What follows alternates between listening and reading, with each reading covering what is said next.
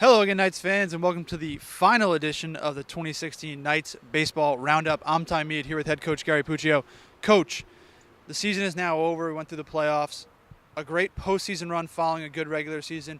You matched the school record for wins in a season with your 28th, the victory coming in an elimination game against Sacred Heart that got you into the championship round, the first time FDU's been in the championship round since 1999. Now that you look back on it in its totality, what do you think of the 2016 campaign? Yeah, I mean, it turned out to be a very good year. As you said, record-setting. I mean, tying the record for most wins and getting to the championship game for the first time in 17, 18 years, whatever it is. Those are all positives that we're going to look back on as very productive. And I think it's just a credit to the kids that are seniors on that team, and especially the five-year guys, Shane, Ryan, and Pat, because they turned around the program. I mean, that's the bottom line. Is 3 of the last 5 years we've made the playoffs, and each year we not only made the playoffs, but we've kept advancing the win total. And like you said, this year getting to the championship game. I mean, that's another step forward. And the only thing left that we haven't done is win the league. 4 members of the team were honored as All NEC at the pre-tournament banquet on Wednesday night. Dylan Sprague, second baseman on the second team for the third straight year. John Giacchis, the second team first baseman. Ryan Brennan took one of the second team outfield spots, and Logan Frady was a starting pitcher on the second team. What did you see out of those 4 guys this year? Yeah, they all had great years. I'm kind of surprised none of them got first team. That we didn't have any first team players considering the season we had, and that kind of surprised me a little bit, to be honest. Because though you understand with John, because Robbie Wren plays first base, so I kind of thought Logan. Logan's 7-1. His one loss is Bryant. Well, the 2 Bryant pitchers are undefeated because they don't have to face Bryant. So that's obviously an advantage. And I was very happy with the guys, with their performance and their overall play. Dylan's been a consistent second baseman for us. We're going to miss him defensively, especially. I mean, the kid just makes every play in the field. He's very solid. He had a very solid year as always, consistent at the bat. John, phenomenal year, 13 home runs. I mean, you can't ask for much more than that.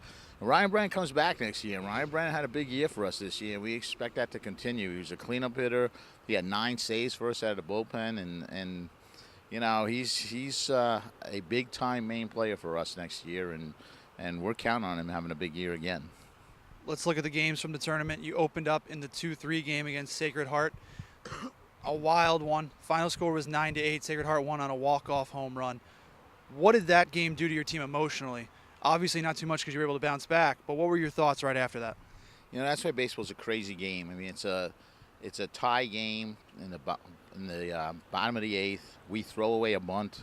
They score 3 runs in the inning, and you figure the game's over. We come back in the 9th. John strikes out to start the inning, and then 6 guys in a row get on, including the 7, 8, 9 hitters, and you're sitting there going, okay, if we can get back to the top of the order, we're going to win this game. 7 gets on. Jace Fatsky, who had a phenomenal tournament, gets on.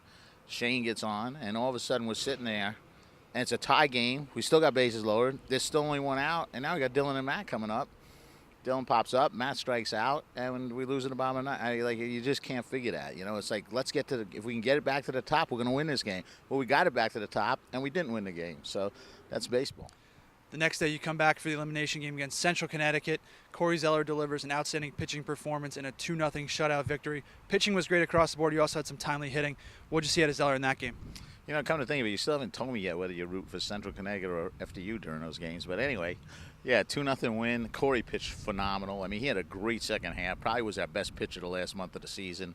I think he went 4-0 in his last 4 starts, lowered his ERA into the 3s. He just pitched phenomenal. I mean, absolutely phenomenal game. 2-0, you don't have a lot of room for mistakes, and it was basically 1-0 most of the game.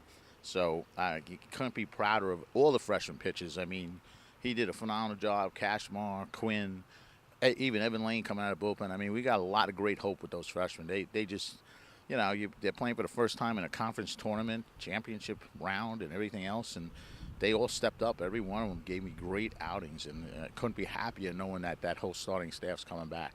And as I said, Corey, just phenomenal year. Move ahead to Saturday, another elimination game. This time it's Sacred Heart, and again, a wild game. Your final score is 11-8. You actually get the save out of the bullpen from Timmy Quinn, who had also pitched in relief on Thursday, coming back on short ice. Another starting pitching performance by Chris Cashmore. What did you see out of your guys in that game? Yeah, I asked him because obviously he had pitched Thursday and he had thrown about 60 pitches, and I said, "Can you get me an inning today? Because obviously it's elimination. If we don't win, we're going home, and you got all year to rest." And he said, "I'll get you an inning." And then he goes out there, and his first inning was, I think, 7 or 8 pitches, and he looked sharp as anything. So I said, "How about one more?" And he, kept saying, "I'll finish the game for you." And I went, "I'm on if you're on." And he obviously did. He did a great job striking out Schlock in the last out of the game to secure the win with 2 men on and the tying run at the plate. Another wild game, though. Sacred Heart just never quits. I mean, we lost them 3 times in the 9th inning where we either had a tie or a lead in the 9th inning and lost. Every game with them was, exciting games to watch, I'm sure, but cliffhangers all the way. And they were the defending champs, and they weren't going to go away easily. And I think it's a great credit to our club that we were able to put them away. John Giacchis hit another home run for us. We had some great offense that day. And the pitching wasn't overly sharp. Chris did exactly what he needed to do to get us into a position to win. He threw 5 strong innings for us. He had given up he gave up 2 earned runs and I think 4 or 5 unearned runs. So our defense had let him down. But then we managed to piece it back together and get through it. And it was a major win for us, a major win for the program. And, it says a lot that we got to the championship round. Another guy with a big offensive game in that elimination game was Jason Fatzinger, who you mentioned earlier. 3 hits, 5 RBIs.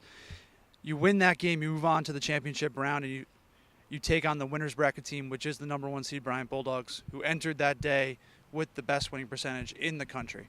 A short turnaround. What was your message to your team between the Sacred Heart game on Saturday and the championship game against Bryant? Let me first say this about Jason, because Jason's a great story. It's certain kids you just root for, and he's one of those kids that you just root for him to do well because he works so hard at it. He comes out here every day on his own, takes fly balls, takes extra swings, and he struggled a lot freshman year. I mean, he had a decent year, but he struggled. And beginning of this year, he was struggling, and he platooned a little bit until he finally got to win the job and went out there. And I kept telling him, just relax. We know you can play. Just relax. And right about mid-season, he just took off for us, ended up hitting just under 300 for the year. Had a really terrific year, and as you said in the playoffs, he helped carry us. I mean, the kid had 4 or 5 RBIs in the elimination game to get us to the championship round, and drove in I think 7 runs total in the tournament. I mean, he just an absolutely phenomenal job by him, and it's great when the guys play well. It's even better when a kid who gives that kind of effort and works as hard as he does has that kind of performance. It really makes you feel good. So I'm just really happy for Jason. As far as the team, my message clearly was, we're here now. We got here. Now you never know what happens. That's baseball. I said, are they supposed to win? Obviously, they're 21st in the nation. They haven't lost 2 games in a row all year. Let's try to be the first team to do that to them. I mean, we did beat them once during the season, and we did lose to them in extra innings. But, Bryant's a super team. I mean, we wish them the best in the tournament. They're as good a baseball team as I've seen in a long, long time. They pitch great. They hit great. They play super defense. They never beat themselves. They don't give you free runs. Their coach is an outstanding coach. It's very hard to find anything to knock about the Bryant baseball program. As you look at the totality of the tournament, you had 4 members on the all-tournament team. We've talked a lot about Ryan Brennan's performance, Corey Zeller, and Jason Fatzinger. Those 3 all earned all-tournament honors. The 4th member of that was Bobby Romano. We haven't talked much about him, but how did you think he performed this past weekend? It's not just this past weekend. Even last year in the tournament when we beat Bryant the first game, the game was 2-1, 2 out, bases loaded, and Bobby tripled in 3 runs. And sure enough, in this tournament, I think it was Sacred Heart, bases loaded, and he tripled in 3 runs. So he shows a little bit of consistency of having some flair for the dramatic there when it's a big game. He comes through. I love him at third. I mean, he's got a gun for an arm. He's just a very terrific natural player. He's only a sophomore. Him and Jason both are only sophomores going into their junior year. I expect big things out of both of them, and Bobby's a winner. I mean, he's almost as good as it gets. I can never say enough good things about him. It's just a solid player. What is the little bit of a summer preview now? Can you give us any insight into some of the locations and some of the summer leagues that your guys are going to be playing in this year? Yeah, we got Maddie and Logan are both up in the Northwoods League, which is a real good league. Got a couple guys out the Hamptons playing out there. Bobby Reynolds, one of the ones playing out there. And we got kids spread out throughout the country. We got kids in North Carolina playing and down in Florida. So we got them pretty much spread out. Our thing to them was always to play. I mean, some of the pitchers we've told them to take a little break. I mean, Chris Cashmore was a starting pitcher for us since February. So I told him maybe take, 3 or 4 weeks off first before you go play, because I don't want you. He hit like 70-something innings, and for a freshman, it was more than double what he pitched in high school, basically. Same thing with Timmy, same deal.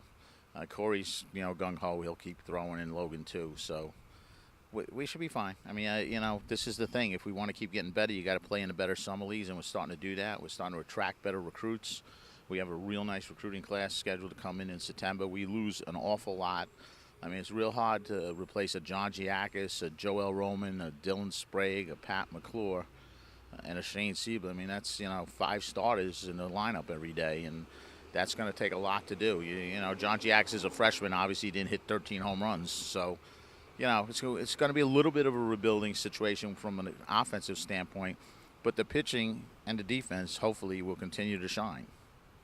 What is your final message to that class of 2016? You've mentioned a number of them today, but what's your final message to them as they leave your program?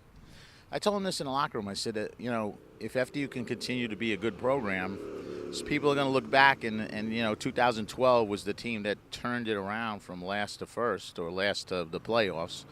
And, Pat McClure was a major part of that team. He's been the face of my program for the last 5 years. All those seniors have been part of the winning, that they're going to be able to look back someday and tell their kids, yeah, FDU started winning again when I played ball there. And that's the biggest message, is they came here and they changed the culture of FDU baseball. I don't think anyone can deny that. This program had been losing for a long, long time. These guys came in here, and they came in as winners as freshmen, and they left as winners as seniors. All right, Coach, thank you very much for your time all season. The Knights baseball roundup for 2016 is officially a wrap. Let me just mention one last thing that Of course. Sorry. Well, because I said I was going to say this.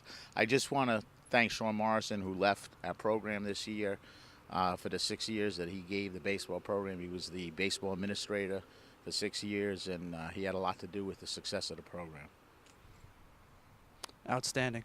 Coach, again, thank you very much for your time. I look forward to starting up the 2017 Knights baseball roundup in February when we have the first pitch dinner.